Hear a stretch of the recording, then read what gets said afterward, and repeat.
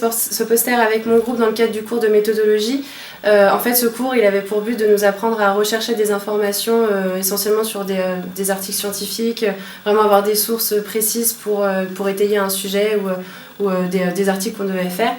Et donc nous, on nous a imposé le thème du nomade digital. Donc on a découvert que c'était une notion très récente, en fait, qu'on a rapproché du télétravail parce que c'est des personnes qui partent travailler à l'étranger.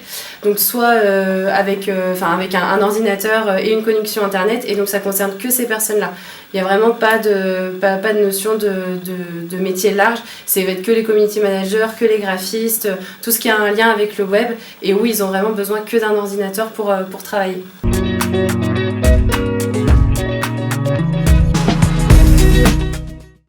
Notre hypothèse sur le sujet, c'était d'utiliser la pyramide de Maslow qui classe donc les besoins des humains, du plus important au moins important, le premier étant le besoin physiologique, donc besoin de confort, de se nourrir, etc.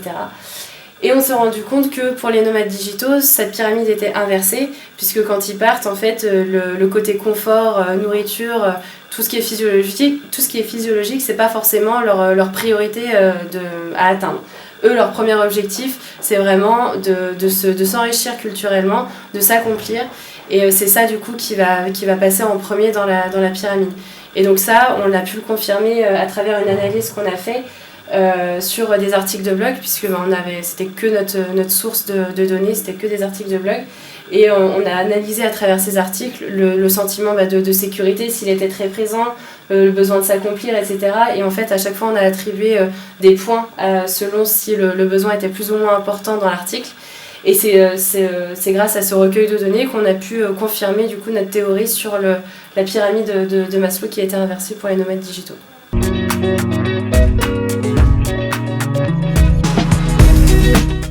Donc au niveau implication managériale, ça c'est une partie qui va vraiment plus concerner les nomades digitaux qui sont employés dans une entreprise. Donc ils partent en tant que salariés en fait, ils restent avec leur entreprise française.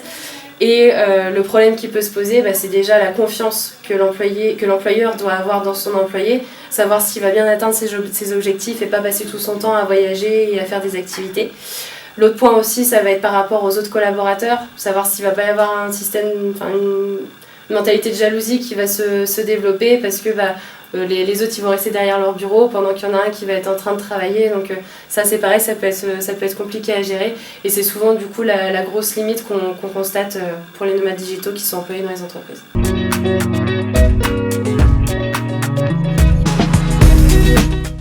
Moi, je pense que ça me plairait bien parce qu'en plus, je suis donc actuellement en alternance et dans une agence de web marketing, donc j'ai complètement l'activité qui correspondrait à ce mode de vie.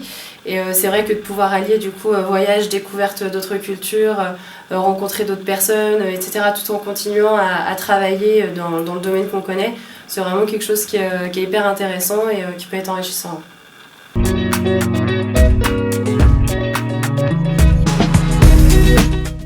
Donc c'était assez intéressant parce que du coup il y a eu beaucoup de thèmes, tous les thèmes nous ont été imposés, donc on les a pas choisis par goût ou parce qu'on connaissait bien, au contraire c'était que des thèmes qu'on connaissait pas.